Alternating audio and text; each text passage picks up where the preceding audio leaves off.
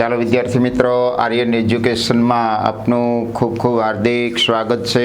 આજે આપણે ધોરણ 11 નામાના મૂળ તત્વો ભાગ 1 પ્રકરણ નંબર 6 સુધીના પૂર્ણ કર્યા। 7મા નંબરનું પ્રકરણ રોકડ મેળ અને તેના પ્રકારો વિશે વાત કરવાની।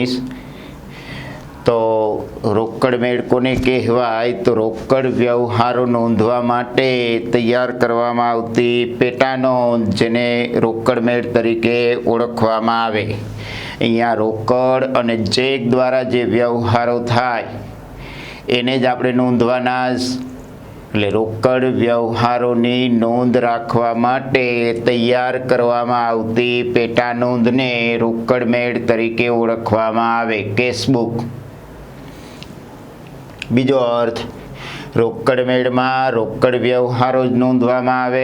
એની આગળનું જે પ્રકરણ પેટા નોંધ જોઈતી, એમાં 4 પ્રકારની પેટા નોંધ: ખરીદ નોંધ, વેચાણ નોંધ, ખરીદ પરત, વેચાણ પરત માં માત્ર ઉધાર માલના વ્યવહારો નોંધાતા હતા। અહીંયા રોકડ મેળની અંદર તમામ રોકડ વ્યવહારોની નોંધ કરવામાં આવશે। એ માલનો વ્યવહાર હોય, મિલકતનો વ્યવહાર હોય, આવકનો હોય, ખર્ચનો, એમ કોઈ પણ રોકડ અથવા ચેક દ્વારા થયેલા તમામ રોકડ વ્યવહારો નોંધવા માટે આપણે રોકડ મેળ તૈયાર કરશું। રોકડની કેટલા રૂપિયાની આવક થયેલી, એની સામે કેટલા રૂપિયાની રોકડમાં જાવક થયેલી, એટલે રોકડની આવક જાવક, અને વર્ષના અંતે અથવા મહિનાના અંતે કેટલા રૂપિયાની રોકડ શિલ્લકની બાકી રહેલી, એની જાણકારી મેળવવા માટે તૈયાર કરવામાં આવતી પેટા નોંધ એટલે પણ રોકડ મેળ કહેવાય। ચાલો, તો અહીંયા 2 અર્થ થયા। રોકડ મેળ બનાવવાથી વ્યવહારની આમ નોંધ લખવી પડતી નથી અને રોકડ ખાતું બનાવવું પડતું નથી। એટલે રોકડ મેળ એ આમ નોંધ અને રોકડ ખાતાની એમ બંનેની ગરજ પૂરી કરી આપે છે। જે પણ એક ગુણ માટે અગત્યનું છે કે ખાલી જગ્યાએ આમ નોંધ અને રોકડ ખાતાની એમ બંનેની ગરજ પૂરી કરી આપે છે। તો શું આવશે જવાબ? રોકડ મેળ। હવે રોકડ મેળની ઉપયોગિતા, મહત્વ, ફાયદાઓ વિશે વાત કરીએ તો રોકડ મેળ બનાવવાથી રોકડ વ્યવહારોની આમ નોંધ લખવી પડતી નથી। એ ઉપરાંત રોકડ ખાતું ખોલી અને એમાં ખતવણી કરી અને જે આપણે રોકડની બાકી જાણીએ એ તમામ કામ તમને અહીંયા રોકડ મેળ બનાવવાથી સીધી જ રોકડ મેળ પૂર્ણ થશે। એટલે બધી રોકડની બાકીઓ અંગેની જાણકારી મળશે। માટે રોકડ મેળ બનાવવાથી સમય અને શ્રમની બચત થાય, જે પહેલો ફાયદો। બીજો, શ્રમ વિભાજનનો લાભ।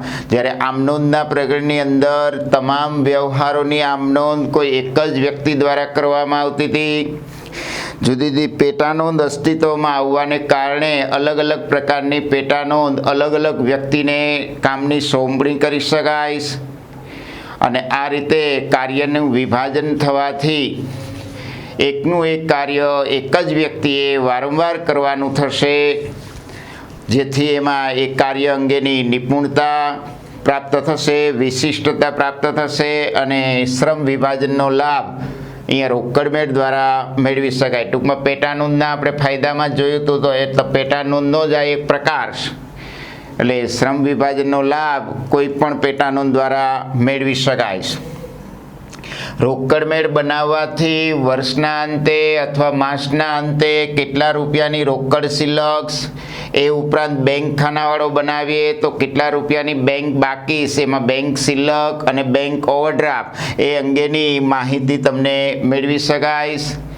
અને રોકડ શિલ્લક, બેંક શિલ્લક અથવા બેંક ઓવરડ્રાફ્ટ જેવી માહિતી અહીંયા મળવાથી તમારે વાર્ષિક હિસાબોમાં, પાકા સરવૈયામાં એ રોકડ બેંકની બાકીઓ દર્શાવવા માટે પણ રોકડ મેળ ઉપયોગી છે।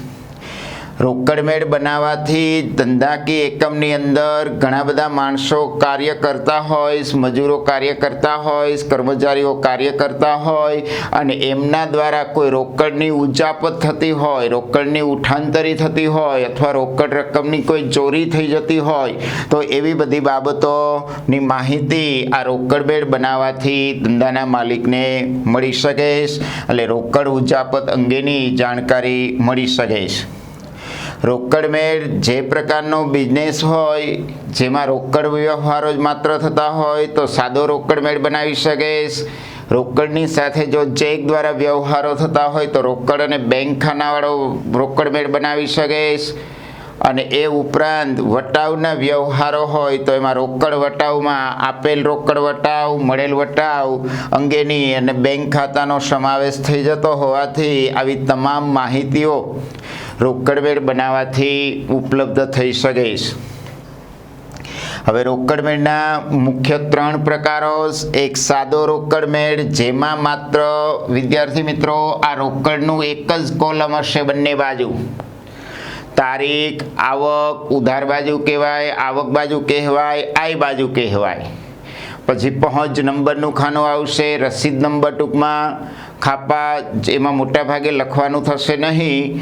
પછી રોકડ ખાનું, એ જ રીતે જમાના તારીખ, વ્યય, વાઉચર નંબર, અહીંયા પહોંચ નંબર આવશે તો સામે વાઉચર નંબર આવશે, ખાપા અને રોકડ. તો આ રીતે ખાલી રોકડનું એક જ ખાનું રાખવામાં આવતું હોય એને સાદો રોકડ મેળ કહેવાય. હવે 2 ખાનાવાળો રોકડ મેળ એની અંદર પેટા 3 પ્રકાર પડે. રોકડ અને બાજુમાં એનું બીજું કોલમ આવશે વટાવ. એમ સામે બાજુ જમા બાજુ પણ રોકડ અને વટાવ. બાકીની કોલમો સમાન રહેશે. તારીખ, આય, પહોંચ નંબર, ખાપા, રોકડ, બેંક, રોકડ, વટાવ, બેંક, વટાવ, એ રીતે કોલમ 2 પ્રકાર પડશે. એ જ રીતે જમા બાજુ તારીખ, વ્યય, વાઉચર નંબર, ખાપા, રોકડ અને વટાવ. પછી ફરીથી રોકડ અને બેંક અને બેંક અને વટાવ, એ રીતે 3 કોલમો બનશે. એટલે રોકડ, વટાવ, રોકડ અને બેંક ખાનું, બેંક અને વટાવ ખાનું. અને ત્રીજો પ્રકાર છે 3 ખાનાવાળો રોકડ મેળ જેમાં રોકડ, બેંક અને વટાવ એમ ત્રણેય ઉધાર બાજુ 3 કોલમો હશે, જમા બાજુ 3 કોલમો હશે તો એને 3 ખાનાવાળો રોકડ મેળ કહેવાય. આ ઉપરાંત અલગ અલગ માલિકના એક કરતાં વધારે બેંકમાં ખાતા હોય તો બેંક બુક નામનો રોકડ મેળ બનાવવાનો થશે. બરાબર, એની આગળ આપણે વિગતે પ્રશ્નોની અંદર વાત કરશું. રોકડ બેંકની જગ્યાએ બેંકના નામ આવશે એ પ્રમાણે બેંક બુક બનાવશું. હવે NEFT national electronic fund transfer જેને NEFT કહેવાય અને RTGS real time gross settlement. National electronic fund transfer NEFTનું ટૂંકું નામ તરીકે ટૂંકો પ્રશ્ન NEFTનું પૂરું નામ જણાવો તો નેશનલ ઇલેક્ટ્રોનિક ફંડ ટ્રાન્સફર. અને RTGSનું પૂરું નામ જણાવો તો રિયલ ટાઈમ ગ્રોસ સેટલમેન્ટ. હવે એ સિવાય એક જમા ખર્ચી વ્યવહાર જોવાનો. જ્યારે તમારે રોકડ અને બેંક ખાનાવાળો વટાવ બનાવતા હોય, રોકડ અને બેંક ખાનાવાળો રોકડ મેળ બનાવતા હોય ત્યારે જે વ્યવહારની નોંધ રોકડ મેળની આય અને વ્યય એટલે રોકડ મેળની ઉધાર અને જમા એમ બંને બાજુ થતી હોય તેવા વ્યવહારને જમા ખર્ચી વ્યવહાર તરીકે ઓળખવામાં આવે છે. ટૂંકમાં જમા ખર્ચી વ્યવહારને જખ તરીકે ઓળખવામાં આવે. જમા ખર્ચી વ્યવહારની નોંધ કરતી વખતે રોકડ મેળના ખાપાને કોલમમાં જખ શબ્દ લખવાનો એટલે ખ્યાલ આવે કે જમા ખર્ચી વ્યવહાર. આવા જમા ખર્ચી વ્યવહારની ખતવણી કરવામાં આવતી નથી. જમા ખર્ચી વ્યવહાર 2 પ્રકારના. એક રોકડા બેંકમાં ભરવામાં આવે ત્યારે તો એની આમ નોંધ બોલવાની બેંક ઉધાર, રોકડ, જમા. તો બેંક ઉધાર થયું એટલે રોકડ મેળની ઉધાર બાજુ બેંકના કોલમમાં રૂપિયા લખવાના અને વિગતમાં જમાનું નામ એટલે રોકડ ખાતે, ખાપામાં જખ. એ જ રીતે જમા બાજુ બેંકનું નામ આવશે, રોકડના ખાનામાં રૂપિયા લખવાના અને ખાપામાં જખ. એટલે જમા ખર્ચી વ્યવહારના બે ઉદાહરણ જણાવો તો એમાં લખવાનું રોકડા બેંકમાં ભરવામાં આવે ત્યારે, અને એનાથી ઉલટું કે રોકડા બેંકમાંથી ઉપાડવામાં આવે ત્યારે તો એની નોંધ થશે રોકડા આવે એટલે રોકડ ખાતે ઉધાર તે બેંક ખાતે જમા. તો રોકડ ખાતે ઉધાર થયું એટલે રોકડ બેડની આ બાજુ રોકડના ખાનામાં રૂપિયા મૂકવાના અને અહીંયા બેંકનું નામ લખવાનું જખ. એ જ રીતે સામે જમા બાજુ રોકડ ખાતે લખવાનું અને રૂપિયા બેંકના કોલમમાં લખવાના ખાપામાં જખ. તો એને જમા ખર્ચી વ્યવહાર કહેવાય, જે એક ગુણ માટે અર્થ અગત્યનો. એના બે ઉદાહરણ યાદ રાખવાના. જમા ખર્ચીનું ટૂંકું નામ જખ ખાપામાં લખવાનું, અને જમા ખર્ચી વ્યવહારની ખતવણી કરવામાં આવતી નથી. ચાલો રોકડ મેળની અંદર એક નમૂનો એનો જોઈ લઈએ. તો તારીખ, આવક, આય, પહોંચ નંબર ખાપા, રોકડ બેંક અને વટાવ. એ જ રીતે તારીખ, વ્યય, વાઉચર નંબર ખાપા, રોકડ બેંક અને વટાવ. તો સૌથી પહેલા રોકડ મેળની શરૂઆત તમારે અહીંયા ઉધાર બાજુ શરૂની રોકડ શિલ્લક અથવા બેંક શિલ્લકથી શરૂઆત કરવાની. એ જ રીતે જો દાખલામાં તમને બેંક શિલ્લકને બદલે બેંક ઓવરડ્રાફ્ટ આપ્યો હોય તો જમા બાજુ લખવાનું બાકી આગળ લાવ્યા શરૂનો બીઓડી. આ તમને ખ્યાલ આવે એટલે મેં કાઉન્સમાં લખેલું. એક્ઝામમાં એ રીતે કાઉન્સમાં ખાલી તમારે અહીંયા બા લાવ્યા જ લખવાનું, કાઉન્સવાળી વિગત દર્શાવવાની નથી. તો ટૂંકમાં રોકડ શિલ્લક, બેંક શિલ્લક હંમેશા રોકડ મેળની આય બાજુ લખાશે, અને બીઓડી હોય તો રોકડ મેળની વ્યય બાજુ બા લાવ્યા તરીકે દર્શાવાશે. હવે ખાસ યાદ રાખવાનું, જો તમારા ધંધામાં રોકડા રૂપિયા આવે, ચેકથી પૈસા આવે અને એવા સંજોગોમાં જો વટાવ ગણવાનો થતો હોય તો તે વ્યવહારની નોંધ રોકડ મેળની ઉધાર બાજુ થશે.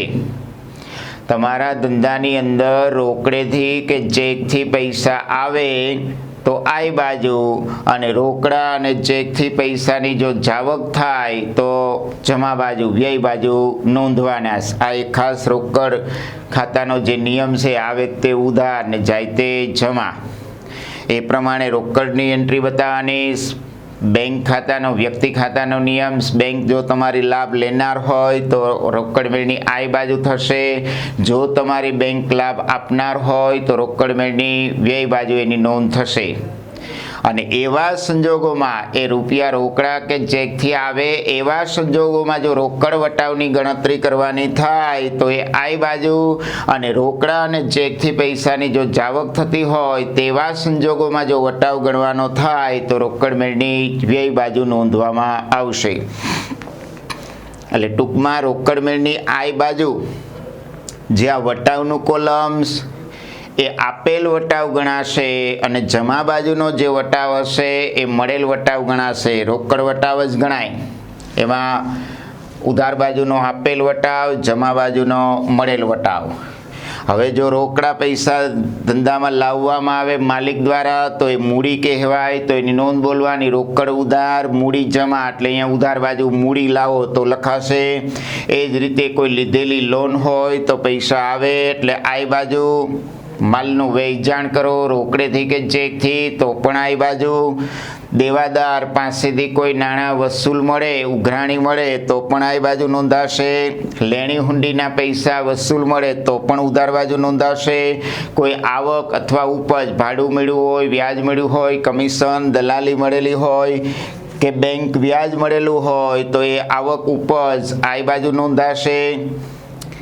એ જ રીતે લેણદારને તમે પૈસા ચૂકવેલા હોય પરંતુ કોઈ કારણોસર એ ચેક નકરાયો હોય તો એ ઉધાર, જ્યારે ચેક આપ્યો હોય લેણદારને તો જમા કર્યા હોય એમાંથી નકરાય તો તમારે અહીંયા ઉધાર બાજુ ઓપોઝિટ એન્ટ્રી મારી દેવાની.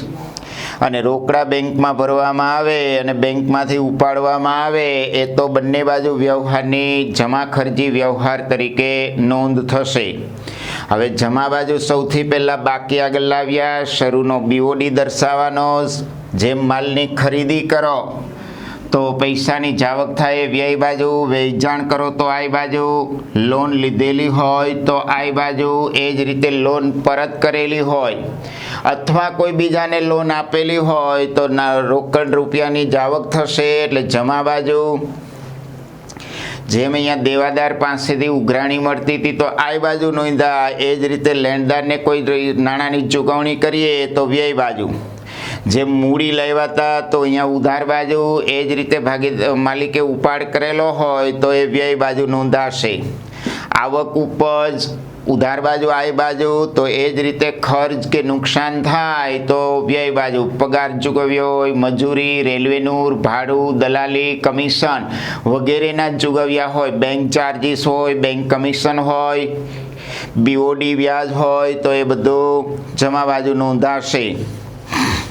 હવે દેવાદાર પાસેથી જે આ નાણાં મળ્યા હતા ચેક દ્વારા, એ મળેલો ચેક નકરાય તો તમારે જમા બાજુ લખવાનો. આપેલો ચેક હોય તો જમા લખો હોય, એ નકરાય તો ઉધાર બાજુ નોંધવાના જ. અને એ રીતે જમા ખર્ચી વ્યવહારની નોંધ કરવાની, જે બંને બાજુ નોંધ થશે.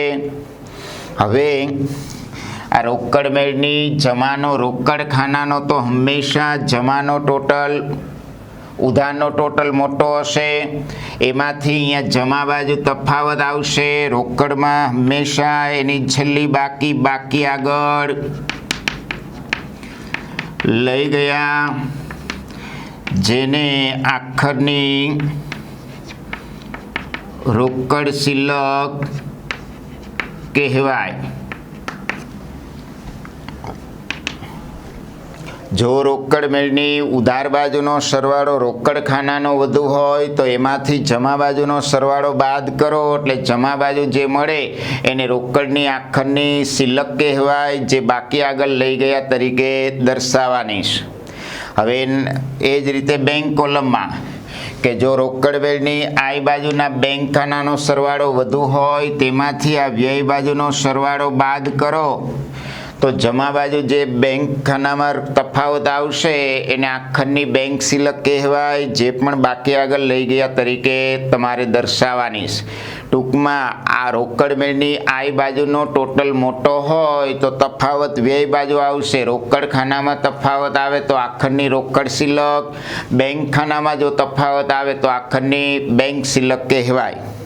હવે એનાથી ઉલટું કે જો બેંક ખાનાનો ટોટલ જમાનો મોટો હોય તો એ ઉધાર મૂકી અને અહીંયા ઉધાર બાજુ જે તફાવત આવશે તો એને બાકી આગળ લઈ ગયા, જેને આખરનો બીઓડી કહેવાય, બેંક ઓવરડ્રાફ્ટ. બરાબર, એટલે બીઓડીની જમા બાકી હશે કાં બેંક શિલ્લક આવશે અથવા બીઓડી, બેમાંથી કોઈ પણ એક પરિણામ મળશે. હવે જે અહીંયા વટાવખાનામાં જેમ રોકડ બેંકમાં તફાવત શોધ્યો એમ વટાવખાનામાં તફાવત શોધવાનો નથી. ઉધાર બાજુના વટાવનો ટોટલ થાય એ અહીંયા ઉધાર બાજુ મૂકી દેવાનો, જેને આપેલ વટાવ કહેવાય. અને જમા બાજુના વટાવખાનાનો જે ટોટલ થાય એ જમા બાજુ મૂકી દેવાનો, જેને મળેલ વટાવ તરીકે ઓળખવામાં આવે.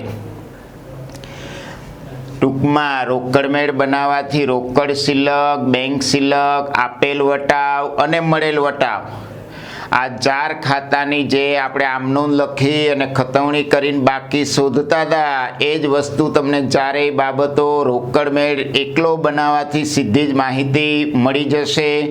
એટલે ખૂબ ઝડપથી અને સમય અને શ્રમની બચત થાય. એનઈએફટી આરટીજીએસનો અર્થ આપણે જોઈ ગયા. નવા વિડીયોની અંદર નવા ટોપિક સાથે ફરીથી મળશું. બાય બાય, જય શ્રી કૃષ્ણ, થેન્ક યુ.